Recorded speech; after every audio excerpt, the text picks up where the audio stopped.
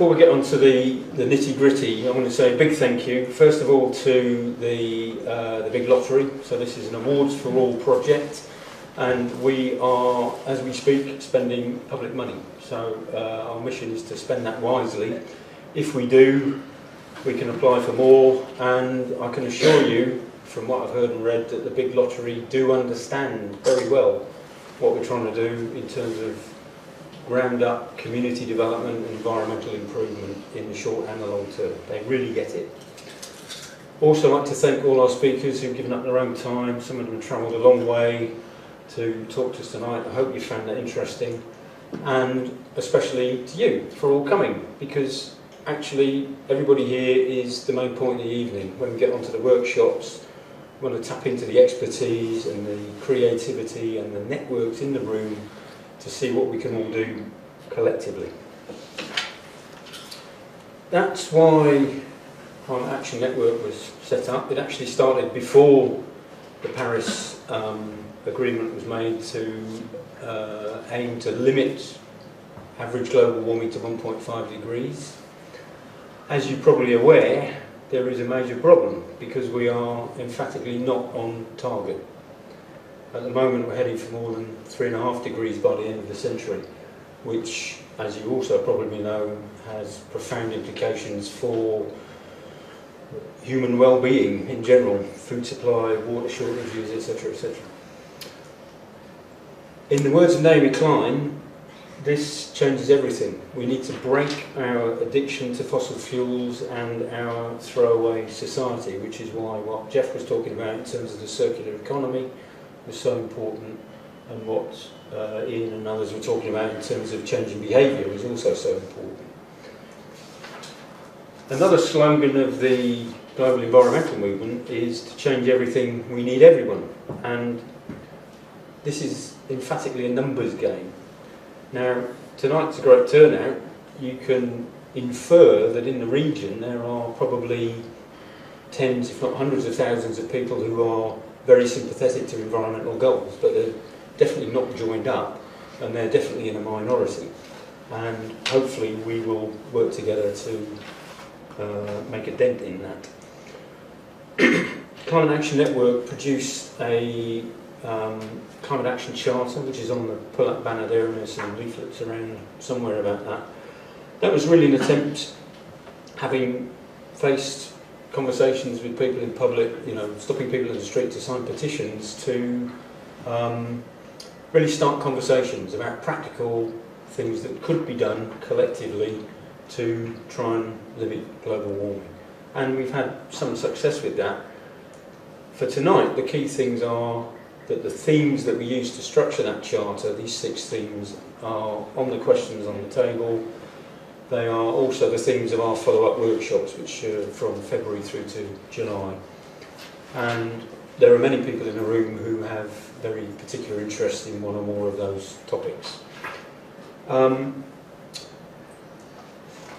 We also collated a sort of catalogue, an index, if you like, of groups and networks nationally. Some of them, 1 or 2 are international, but most of them are in the region, who are concerned about the environment, directly with climate, conservation, nature conservancy, and so on. These are all related topics, and they are full of volunteers who get this stuff.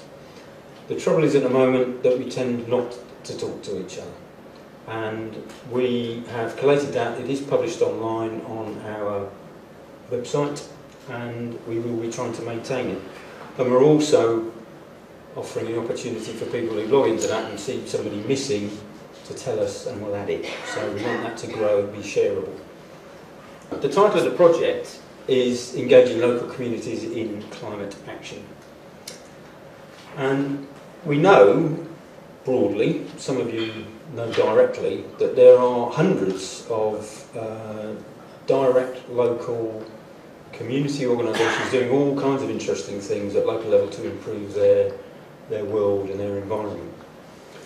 We also know that there are dozens, because there's a list, of environmentally organised groups and networks, and the first thing we're trying to do with this project is to get that environmental group, if you like, that network of networks, talking to each other more and cooperating more, in exactly the way that Noah suggested about trust, reciprocity and collective action.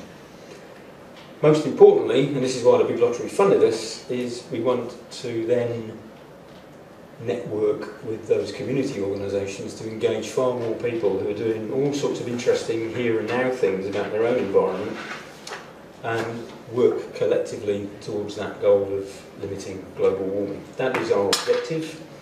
Some of those examples might be working on fuel poverty, poor housing, encouraging walking and cycling, cutting air pollution, growing things like the Todmorden example and so on. So there are many, many examples. There are many people out there, and one of the things I think the environmental movement has perhaps not done as well as it could do is to recognise that people are coming from different places and listening to different messages. Again, going back to the earlier speakers about what are those trigger events and those social contacts that help people think differently, maybe realise something's different and maybe realise that they could and perhaps should do something about it. So, active citizens will be talking to their councillors and their MPs. Campaigners might be signing petitions or coming on demonstrations. Consumers might be choosing to put back the disposable coffee cup and saying, I don't want that. Conscience-based activity, as represented by Face for a Low Carbon Future and Footsteps, are fundamentally about people's values and our relationship with nature. And that's a very powerful motivator for a lot of people. Community members are the kind of people who get off the sofa and get out and do stuff for their neighbours, with their neighbours. And we're, most of us, employees or employers, and that's where we get into what Jeff was talking about in terms of the circular economy and the kind of the market network, if you like, which helps us change the way that industry and commerce function. So, there we are, there's the West Midlands. There are roughly 5.6 million people in the region. 11% of them were not born in the UK, and therefore there are issues which I don't think we've addressed well historically about the English perhaps not being their first language.